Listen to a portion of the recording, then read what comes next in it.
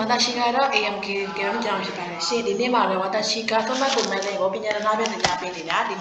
ピニャラベンでやべよってねだわべな。私でねまあ関東やりやのやだべそど、kan clear ပါလေးလဲဆိုရင်ရှော့ကူကြီးနီး ikimaso เนาะစားတော့ရသမင်းစားရတတရအောင်ဆိုတဲ့ခေါင်းစဉ်တစ်ယောက်ကနေသင်ရမယ်เนาะအဲဆိုရင်ပထမဆုံးပါလေဖုန်းကြီးခီဆိုတာကအငွေ့တက်เนาะဖုန်းကြီးခီဆိုတာကပတ်ဝန်းကျင်အငွေ့တက်ကိုပြောတာဖုန်းကြီးခီနော်အီမိဆဲစတဲ့ခီဆိုတာကပတ်ဝန်းကျင်အနေထားကောင်းတဲ့ဆိုင်ပဲကောင်းလားပတ်ဝန်းကျင်အနေထားကောင်းတဲ့ဆိုင်ပဲပြောမှဆိုရင်ဆိုင်လေးကတက်ရက်နေတာပဲဖုန်းကြီးခီဆိုတာအငွေ့အတက်เนาะဆိုတဲ့ခီကောင်းလိုက်တာမလို့ချင်းဣဒရှာအီမဆဲဆိုတာကဘာလဲဆိုရင်ကြိုးစိုးပါတယ်နာမေးသမတ်ဒက်စကာဆိုရင်လူဘယ်နှယောက်ရှိပါလဲခင်ဗျာဆိုရင်ဖူတာရီဒက်စကာ2ယောက်ရှိပါတယ်အဲ့ဒါဆိုရင်နောက်တစ်ခုကိုဂေါရှုံမူဝါအိုကီမာရီဒက်စကာဘာများစပွဲထိုးတွေဆိုတော့ဒီမှာဦးအဲတိုရဲစုဆိုတာကစပွဲထိုးပြီးလို့ချင်းဂေါရှုံမူဝါအိုကီမာရီဒက်စကာဆိုရင်ဒါဘာများမှာကြားမှာလဲအော်ရာကောက်တဲ့ခါမှာသုံးတယ်နော်နောက်တစ်ခုကျော်နော်အိုဆူဆူမဲဝါနန်ဒက်စကာအဲ့ဒါကဘာလဲဆိုရင်ဒီနေ့ကတော့အကြံပြုဟင်းလျာကဘာလဲဆိုပြီးဧည့်သည်ကနေပြန်မေးတယ်နော်ကျော်နော်အိုဆူဆူမဲဝါနန်ဒက်စကာအိုဆူဆူမဲကကြတော့အိုဆူဆူမဲကဘယ်လိုလဲဆိုရင်တိုက်တွန်းတာအဲ့ဒါဆိုရင်私တို့ကနောက်အကနေသွားမယ်ဆိုလိုတဲ့ဆိုတာစုံနေတာဆိုလိုတဲ့စုံနေတယ်ခါဆိုကူဆိုလိုတဲ့မိသားစုစုံနေဖြင့်ခါဆိုကူဇန်အင်းတဲ့ဆိုရင်မိသားစုအားလုံးနဲ့ခိုတိုးမို့အိုဆိုရဲလူကလေးနဲ့အတူခေါ်သွားသည်ခိုတိုးမို့အိုဆိုရဲလူကလေးနဲ့အတူခေါ်သွားသည်ခိုတိုးမို့အိုဆိုရဲလူကလေးနဲ့အတူခေါ်သွားသည်ဆိုရဲလူဆိုတာဘာလဲခေါ်လာသည်ခိုတိုးမို့ဆိုတဲ့ကလေးနဲ့အတူနောက်တစ်ခုဟာရာဆိုတာဘိုက် ကဟဲလူဆိုတာဘိုက်စားသည်အဲဆိုရင်နောက်တစ်ခုသွားမယ်အဲဆိုပါဆိုရင်ဂိုင်းချော့ကူအိုဆူရူဆိုတာအပြင်ထွက်စားသည်ဂိုင်းချော့ကူဆိုတာအပြင်ထွက်စားသည်ဂိုင်းချော့ကူအိုဆူရူအပြင်ကိုထွက်စားသည်အိုဟီရူအိုတာပဲလူနေလက်စာစားသည်အိုဟီရူအိုတာပဲလူနေလက်စာစားသည်ရှူးချော့ကူအိုတိုရူဆိုတာနေလေစာကိုစားသည်တူပဲเนาะနေလေစာကိုစားသည်နေလေစာနောက်တစ်ခုlunch เนาะဆိုတာ lunch နောက်တစ်ခုဖုန်းကြီးခီနော်အီမီဆဲဆိုတာကအငွေ့တက်ကောင်းတဲ့ပတ်ဝန်းကျင်အနေထားကောင်းတဲ့ဆိုင်ဖုန်းကြီးခီနော်အီမီဆဲပတ်ဝန်းကျင်ကောင်းတဲ့ဆိုင်เนาะနောက်တစ်ခုမန်းဆဲခီဆိုတာကဘာလဲဆိုရင်မန်းဆဲခီကနေရာပြည့်မန်းဆဲခီကထိုင်ကုန်ပြည့်နေတဲ့ဆွီတဲကြီးကခြောင်တော့ဆွီတဲဤလူခြောင်တော့နောက်တစ်ခု resuni နာရာဘူးဆိုတာအတန်းလိုက်စီတန်းဒီ resuni နာရာဘူးအတန်းလိုက်စီတန်းဒီ gyorus အတန်းလိုက် gyorus ကတဲ့ခီရုဆိုတာကကျတော့လူအတန်းအရှည်ကြီးဖြစ်နေသည်နောက်တစ်ခုခင်းရန်ဆယ်ကီဆိုတာကစလင်တရထိုင်ကုန်ခင်းရန်ဆယ်ကီစလင်တရထိုင်ကုန်ခင်းအန်ဆယ်ကီစလင်တရထိုင်ကုန်ခိဆူအန်ဆယ်ကီကဘာလဲဆိုရင်စလစ်တောက်ရန်ထိုင်ကုန်ခိဆူအန်ဆယ်ကီစလစ်တောက်ရန်ထိုင်ကုန်ခင်းအန်ဆယ်ကီစလင်တရထိုင်ကုန်နောက်တစ်ခုကဘာလဲဆိုရင်ဦးအဲတိုရဲဆူနီအိုဆူဆူမဲအိုခိကူဆိုတာကဘာလဲဆိုရင်ဝိတာစီကနေပြီးတော့ဒီဆူဆူမဲ့တက်တွန်းတာတွေကိုမေးမြန်းတယ်ဦးအဲတိုရဲစုဆိုတာဗာလဲသပွဲထို့နောက်တစ်ခုအိုဆူဆူမဲအကြံပြုချက်နောက်တစ်ခုလျောကအိုအီရဲ့ပမာဏများသည်လျောကပမာဏများသည်လျော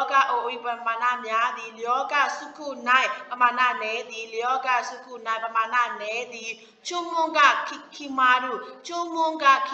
ဆိုတာကအော်ရာမာယာဆုံးဖြတ်သည်ချူမွန်ကခီမာရုအော်ရာမာယာဆုံးဖြတ်သည်ချူမွန်ကအော်ရာခီမာရုဆုံးဖြတ်သည်ချူမွန်ကခီမာရုအော်ရာမာယာဆုံးဖြတ်သည်ချူမွန်စုရု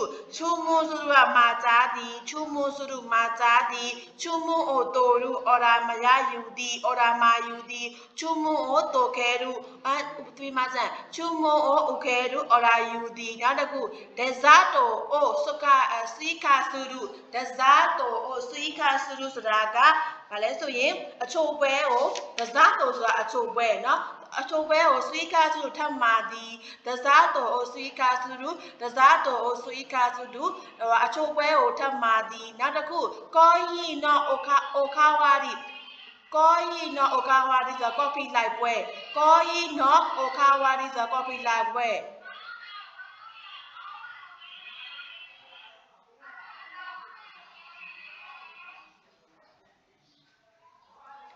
နောက်တစ်ခုမူလျောဆိုတာကအခါမဲ့တတလကနော်မူလျောအခါမဲ့အိုခါဝါဒီဆိုတာနောက်တစ်ခါကော်ဖီလိုက်ပွဲနော်နောက်တစ်ခုရှော့ကီအိုစာဂဲလူရှော့ကီအိုစာဂဲလူဆိုတာကရှော့ကီဆိုတာကစာဂဲလူရှော့ကီကိုစာဂဲလူပကံတွေကိုတိမ့်သည်ရှော့ကီကိုစာဂဲလူပကံတွေကိုတိမ့်သည်နောက်တစ်ခုလျောရီကိုနိုကိုစုကဟင်းချန်ထားသည်လျောရီကိုနိုကိုစုဟင်းချန်ထားသည်မွတ်တိုင်နိုင်လဟတ်တက်ဖြစ်တော်နှမျောစရာကောင်းသောမွတ်တိုင်နိုင်လဟတ်တက်ဖြစ်တော်နှမျောစရာကောင်းသောစကီဝနောက်တစ်ခုနာမေးဆမဒက်စကာဘယ်နှယောက်လဲဖူတာရီဒက်စ်2ယောက်ဖြစ်ပါတယ်မိုးရှိဝါကဲအာရီမာဆန်တောင်းမှမာတယ်เนาะမိုးရှိဝါကဲအာရီမာဆက်တောင်းမှမာတယ်အားနာစကောင်းလိုက်တာစိတ်မရှိတာနဲ့ပြောတာเนาะမိုးချော့အိုမာချီကူဒါဆိုင်ခဏလောက်ဆောင်ပေးပါမိုးချော့အိုမာချီကူဒါဆိုင်ခဏလောက်ဆောင်ပေးပါအိုမာတာဆဲအီတာရှိမစတာအိုမာတာဆဲအီတာရှိမစတာဆိုတာကဆောင်းခိုင်းရလို့အာနာပါတယ်ခင်ဗျာအိုမာတာဆဲအီတာရှိမစတာဆောင်းခိုင်းရလို့အာနာပါတယ်ခင်ဗျာအိုမရှိတိုအိုဒိုအိုဆာမအိုမာဂျီဒိုဆာမဆောင်းပြတဲ့ကျေးဇူးတင်ပါတယ်အိုမာဂျီဒိုဆာမဆောင်းပြတဲ့ကျေးဇူးတင်ပါတယ်နောက်တစ်ခုကဘာလဲဆိုရင်ဒီနေရာမှာအခန်း3ရဲ့4ရက်မြောက်4ရက်ခိုတိုဘာလေးပြီးသားပြီဆိုတော့ဝါတာချီလိုရန်ရှင်းလေးကိုစတော့ကြရအောင်နော်ဝါတာချီလိုပထမဆုံးအချီပံပါလဲဆိုရင်အိုကီယာကုဆာမဝါနာရီနာနီဆာမဒက်စကာအိုကီယာကုဆာမအဲ့တဲ့ကကွက်လက်ဖြစ်ပါတယ်အဲ့ဒါဆိုရင်နာမည်ရဘယ်နှယောက်လဲနန်းနီစရဲဆိုဘယ်နှယောက်ခေါ်လာပါတယ်လဲအဲ့ဒါဆိုအဖေအဲ့လိုမေးမလားအဲ့လိုမမေးဘူးเนาะအဲ့တော့အဖေကနာမည်စကာအိုကီယာကုဆာမဝါနာမည်ဆာမဒက်စကာဘယ်နှယောက်ပါလဲနောက်တစ်ခုဦးရဲတိုရဲစုနီ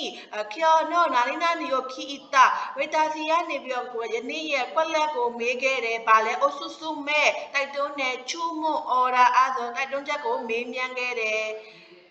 မကအတန်လေးရောခဏလောက်သိချင်ပြီနော်မသရှိနာမှာအတန်လေးတန်းချင်းနေတော့နည်းနည်းအတန်လေးတော့ပါမယ်နော်ဟိုက်နောက်တစ်ခုစတန်ဘန်မောအချီဂျီတာအိုနာနီရှိရောနောက်ထပ်တနာရီမှာခွက်လက်ဖြစ်ကြရအောင်လေးဆိုတော့ဗာလဲနေ့လေအိုဟီတို့ကနေ့လေရောတို့ကညအားဆိုတနာရီထိုးပြီးပြီနေ့လေဆိုဆာရအောင်အားဆိုတော့နေ့လေသာတနာရီတောင်ထိုးပြီးသွားပြီနေ့လေသာစာကြရအောင်ယွန်းပန်ခါဆိုကူဇန်အင်းနာ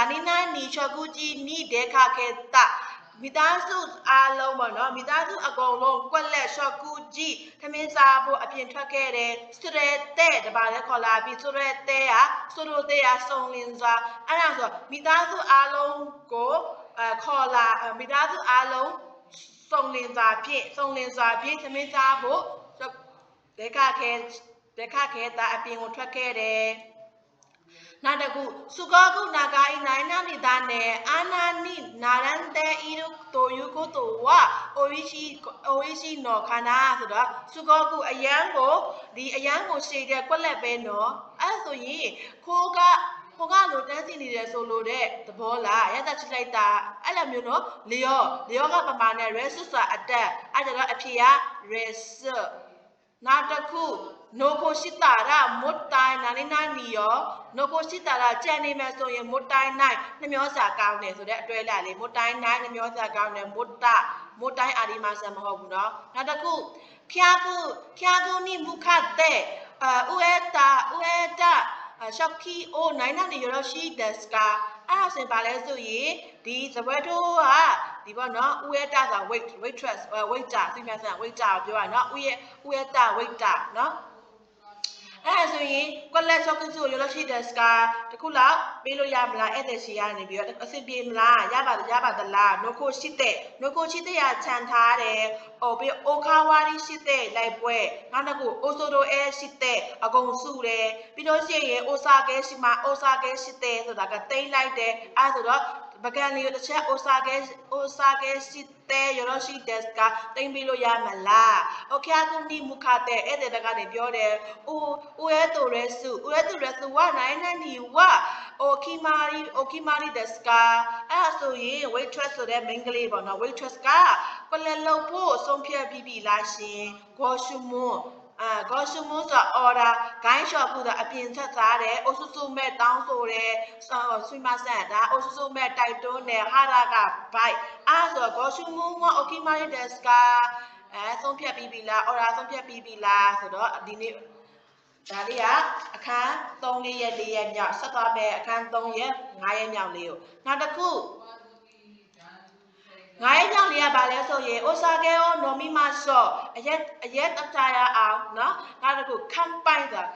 ချီယာဆိုတဲ့ဘောပြောယောစုပါရိုင်းစာရက်မူဒီယောစုပါရိုင်းအရက်မူဒီပြောချင်ဘီရူအပူရဲတဲရူရောဘီရူအပူရဲရူကပြည့်စံဒီနောက်တစ်ခု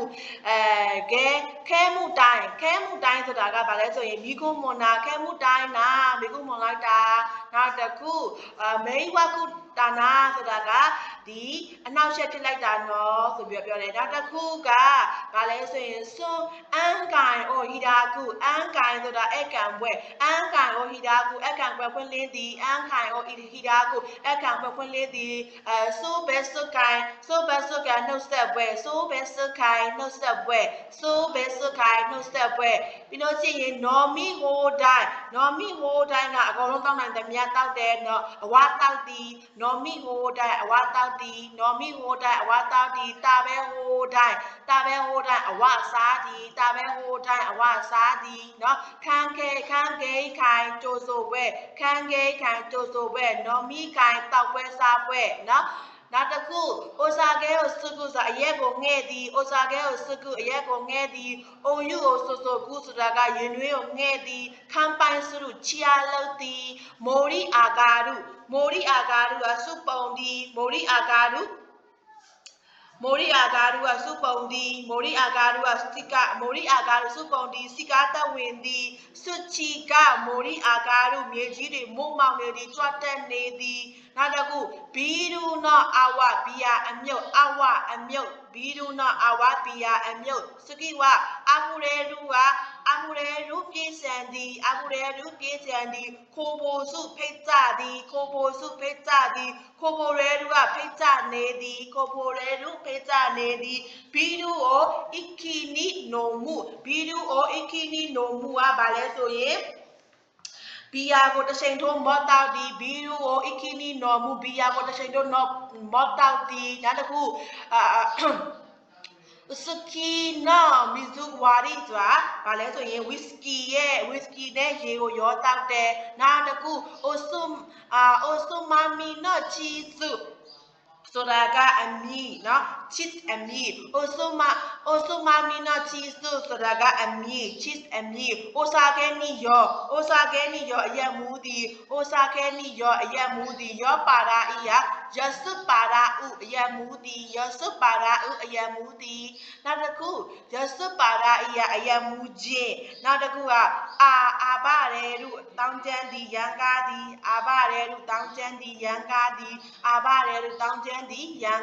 နောက်တစ်ခုနိဂိယခနာစီကာတော့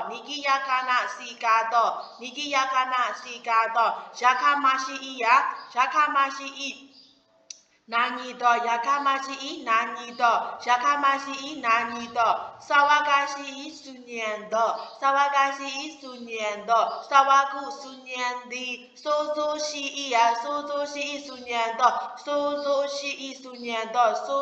ရှိအီစုညံတော့စကိဝတမကိုနောခဲမူရီစလိမီကိုတဘာကိုနောခဲမူရီစလိမီကိုဂရာစုအိုဝါရုဆိုတာကဘာလဲဆိုရင် glass ဖန်ခွက်ကွဲသွားသည်ဂရာစုအိုဝါရု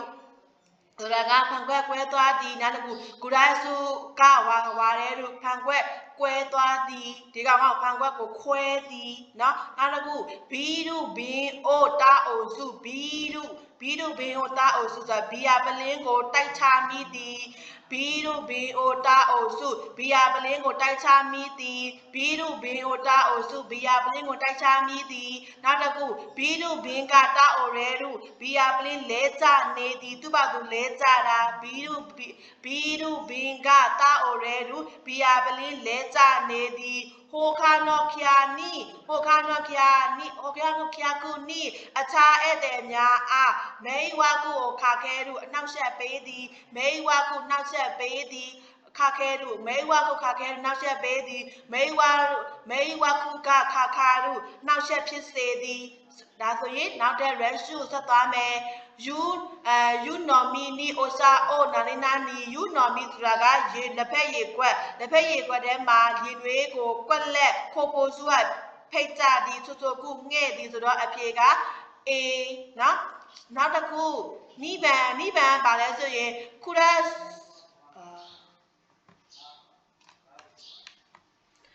နောက်တစ်ခုခုရစုနော်တာအိုရဲတဲစာကတာအိုရဲတဲစာကနာနီနာနီဆိုခုရစုခွက်သေးကိုဖန်ခွက်သေးကိုဒီဖန်ခွက်ခုရစုကတာအိုရဲဆိုတာဖန်ခွက်လဲကျသွားလို့စကအရက်တီကအမှုတွေပြည့်စံတယ်ခိုပိုစုဖိတ်ကြတယ်အဲဆိုရင်ခိုပိုစုဖိတ်ကြတယ်နောက်တစ်ခုရှိခော့တုံတော့အတုဝနာနီနာနီတဲ့တာနိုရှိမဆော့အလုတ်ပြီးတဲ့နောက်မှာကွက်လက်ပျော်ကြရအောင်အဲ့ဒါဆိုရင်ဗာလဲဆိုတော့ခန့်ပိုင်ချီရနော်မိကိုင်တောက်ပွဲစားပွဲနော်အရက်တောက်ပွဲအဲ့ဒါဆိုအဖြေကအလုတ်ပြီးတဲ့နောက်မှာအရက်တောက်ပွဲကျင်းပကြရအောင်နော်ဟဲ့နောက်တစ်ခုယောပါရတဲ့ဣစုအိုနာနီရှိမတာနော်ဘာလဲဆိုရင်အရက်မူးပြီးတော့ထိုင်ကုန်ကိုကွက်လက်လုပ်ပစ်လိုက်တယ်တောက်အိုရှိတဲ့တာဖြိုတယ်ဝါရီတဲ့တာခွဲတယ်ကွဲတယ်ချိုးတယ်နောက်တစ်ခုအဲ့ဆိုရင်အဖြေကဘာလဲဆိုရင်အဖြေကတောက်အိုတယ်ဘာလဲလဲကြကောင်လုပ်ခဲ့တယ်လဲကြခဲ့တယ်မူးပြီးတော့ထိုင်ကုန်ကိုလဲကြအောင်လုပ်လိုက်တယ်နောက်တစ်ခုဂောဗန်ဘီရူနော်အိုဆုမမီနီဝနာနီနာနီကအီဒက်စ်နဲ့ဘီရူဆိုတာဗာလဲဘီယာအတွက်အိုဆုမမီအမီဘီယာရဲ့အမီလေးဆိုတာအဝအမြုပ်ချီစု cheese ကအီဒက်စ်နဲ့ကောင်းတယ်အမြုပ်ကကောင်းမလားချီစုနော်สุกิวะสุนานีนานีนานีชิเตอิรุโตนารีเนาะโอเคกุสันนี่เมวะกุกခါခါရုရောအဲ့လောက်ကြည့်နာနီနာနီပြလက်လုံးနေတယ်ဆိုရင်အနီနာရဲ့โอเคกุสันကဧည့်သည်မေဝကုခါခါရုဆိုတာအနောက်ချက်ဖြစ်စေတဲ့စာဝါကရှိရစုညံနာရောပါရာကြီးအယံမူတာအဲ့ကြတော့အဖြေက A ရောစာဝါကကုစုညံတယ်နောက်တစ်ခုခင်းရဆက်ခိကအီရောဆိုတာကဘာလဲဆိုရင်ခင်းရဆယ်ကအီရောစနေမတော်ရထိုင်ကုန်ကအစင်ပြေလာအီရောအစင်ပြေလာခိစုအန်ဆက်ခိဝနိုင်နာနေခါကဒီစနေတော်ရထိုင်ကုန်ကိုကွက်လက်ဖြစ်တဲ့အတွက်ကြောင့်ရခမရှိရဘာလဲစုညံတော့လက်ခမရှိစုညံတော့ခဲမှုတိုင်းကမိကုံးမွန်တော့မိဝကုခါခဲရုနောက်ဆက်ပေးသည်ရော့ပါရာရမူသည်အဲ့တော့ဒီ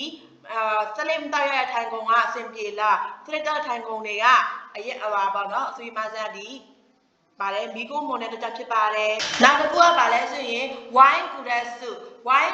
စုအိုတာအိုရှိတဲ့နာနီနာနီရှိမတာဝိုင်းကလပ်ဆိုတာကဝိုင်းဖန်ကွက်ကိုတိုက်ချမိပြီးတော့ကွက်လက်ခဲ့ပါတယ်ရော့ပါရတဲ့အရက်မူခဲ့တယ်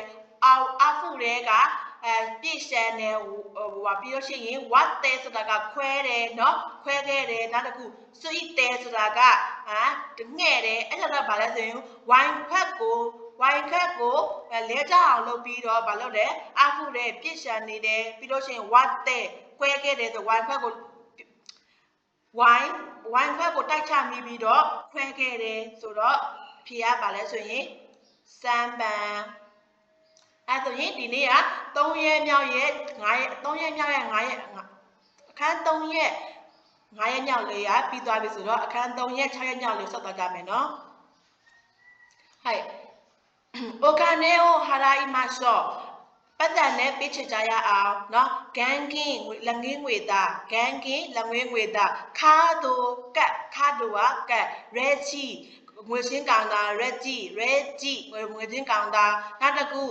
ခုရဲချီခါတိုငွေချင်းကတ်ခုရဲချီခါတိုငွေချင်းကတ်ခုရဲချီခါတိုငွေချင်းကတ်เนาะနောက်တစ်ခုစကီဝဇန်တာကူဘာဂါရီရှိတဲ့ဤရုတို့စေခါဆူဟီနီခိုမာရီမတ်ကျော်သင်္ခန္ဓာကြီးပဲလုပ်နေမယ်ဆိုရင်စာဝတ်နေရင်သိမှာအခက်တွေ့လိမ့်မယ်လေเนาะဇေတာကူသင်္ခန္ဒီနောက်တစ်ခုစေကျူရှောဆိုတာငွေတောင်းခံလားစေကျူရှောငွေတောင်းခံလားနောက်တစ်ခုကရဲကြီးဆိုတာငွေချင်းကောင်တာရဲကြီးငွေချင်းကောင်တာနောက်တစ်ခုခန်းကျော်အိုစုမဆဲလူငွေရှင်းဒီစရင်ရှင်းဒီခန်းကျော်အိုစုမဆဲလူငွေရှင်းဒီစရင်ရှင်းဒီခန်းကျော်အိုစုမဆဲလူငွေရှင်းဒီစရင်ရှင်းဒီခန်းကျော်အိုနေကိုင်းရှိမတတရဲ့ဒီငွေရှင်းစာရွက်ကိုတောင်းဒီငွေရှင်းပေးပါခင်ဗျာအဲ့လိုပြောတာနော်နောက်တစ်ခုဘယ်စုနေဟာတော့တသက်စီရှင်းပေးမီဘယ်စုနေဟာတော့တသက်စီရှင်းဒီဘယ်စုနေဟာတော့တသက်စီရှင်းပေးဒီဘယ်စုတဲ့ onegai shimas တသက်စီရှင်းပေးပါဆိုပြီးတော့တောင်းဆိုတာဘယ်စုတဲ့ onegai shimas တသက်စီရှင်းပေးပါဘယ်စုနေဟာတော့တသက်စီရှင်းဒီဝါရိခံဒီစုရုကိုစိတ်ကိုခံဒီဝါရိခံဒီစုရုကိုစိတ်ကိုခံဒီဝါရိခံဒီစုရုကိုစိတ်ကိုခံဒီဝါရိခံနေစုတကိုစိတ်ကိုခံဒီအိုဂေါရု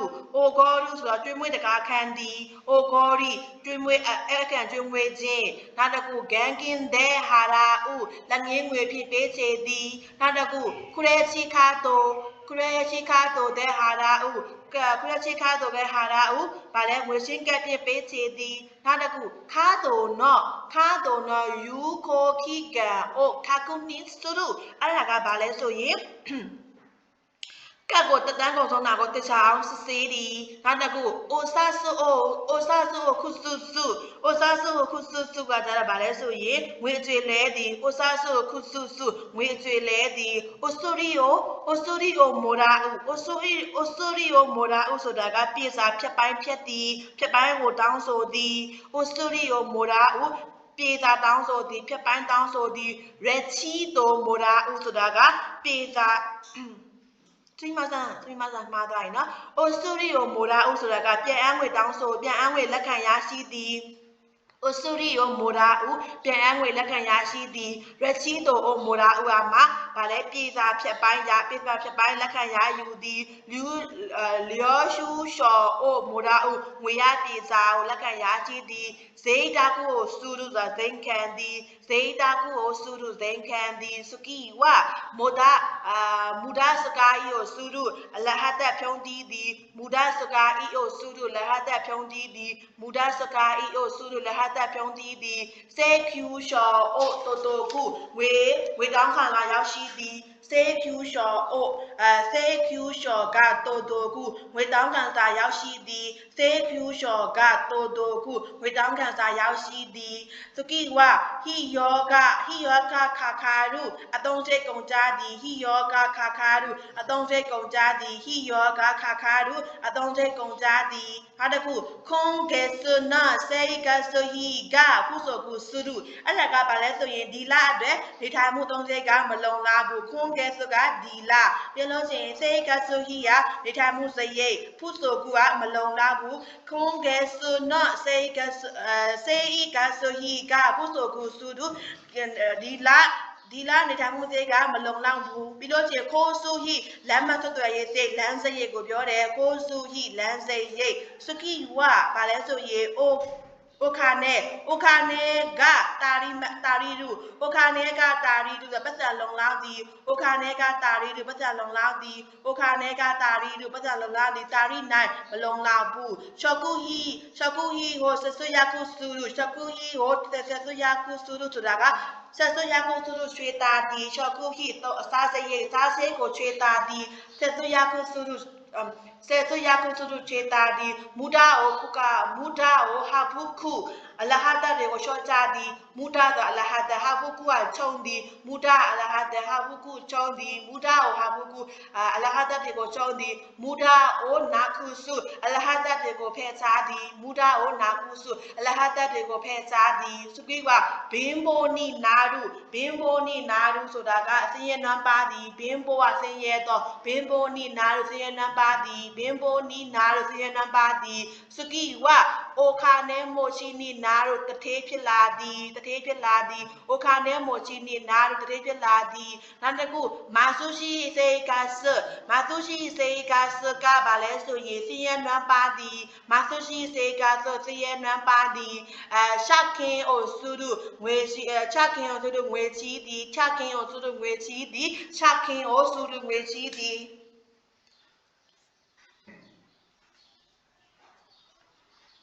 နောက်တစ်ခုအဲ့ဒါဆိုရင်ဒီမှာကခိုးတော့ပါလေးပြီးပြီဆိုတော့ run ရှုလို့တော့ကြမယ်နော်အရှိပန်ပါလဲဆိုရင် rachid โอคาเนโอฮาราอิနာကာရဒီအဲ့တို့ဒီငွေရှင်းကောင်တာမှာငွေရှင်းရမယ်ငွေရှင်းရင်းနဲ့နာနီနာနီအိုကွက်လက်ကိုအီတတာကဲမတ်စကာတောင်းဆိုလို့ရမလားနော်အဲ့ဒါပါလဲလျောရှူရှော်ပြေတာငွေရပြေတာစေဖြူရှော်ငွေတောင်းခံလားအဲ့ဒါဆိုအဖေကပါလဲအေးနော်ငွေတောင်းငွေရပြည်စာကိုလက်ခံရတောင်းလို့ရမလားနောက်တစ်ခုနိဗ္ဗာန်မိုင်းစကီရှကူဟီဝါဒိုရဲကူတိုင်းနာရနာနီကာမိုင်းစကီလာတိုင်းရှကူဟီစားစိတ်တွေကလာတဲ့ခါကဘလောက်လောက်ကွက်လက်ကုန်ကြမလဲခခရီမကုန်ကြဒီတာရီမလုံလောက်ဒီအဲ့တော့အဖေကအေစကီဝါခိုနိုမရှိနီဝါနာရနာနီဟီတိုကအိုအီအဲ့ဆိုရင်ဒီမျိုးမှာဆိုရင်ကွက်လက်လောက်တဲ့လူကများတယ်ခုဆိုခုရှိတာဆိုတာမလုံလောက်ဘူးမဆူရှိရစင်းရဲတော့အဲ့ဆိုရင်အဖေကပါလဲမဆူရှိဒီမျိုးမှာဆိုရင်စင်းရဲတဲ့သူတွေပေါ်များတယ်နောက်တစ်ခုယွန်းပန်မူတာအိုနာလီနာနီချီကောတိုအိုရှိယောအလဟာဇတ်ကိုကွက်လက်ဟာ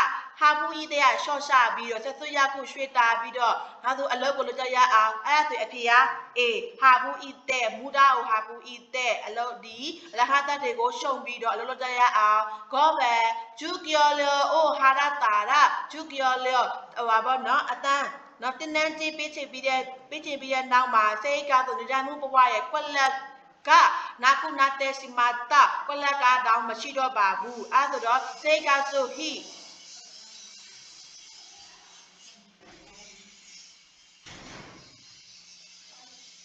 နောက်တစ်ခုဖြောနော်မိကိုင်ဝ